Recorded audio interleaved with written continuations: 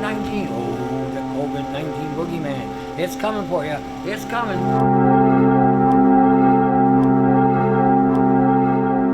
Big thing, the mask. Oh, the mask. Can't go into a store without a mask. Hey everybody, my name is Tony Pentelresco. You see me on the YouTube channel. You hear me on my podcast, independence.podbean.com. Canada, we have exemptions. We've had an MP from Perth come out and say that everybody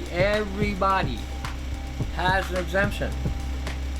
The health ministers have no power, nothing. They can't legislate anything, they can't regulate anything. All they can do is suggest. This is the actual mandate right here. You can print that off. You can print that off. And every store should have these both sides. Not just you gotta wear a mask, but they should also have on there the exemptions. This is on my front door. My front door, as you walk in. If you have children 2 years old and under, they're not supposed to be wearing a mask. They already had the antibody in them anyway that was passed on from four decades prior to this, 5 decades prior to this. Wearing a face mask, face covering would inhibit your ability to breathe in any way. This is everybody.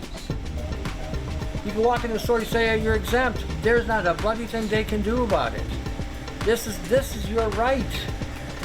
For any religious reason, the person cannot wear a face covering or cannot do a face covering in a manner that would properly control source.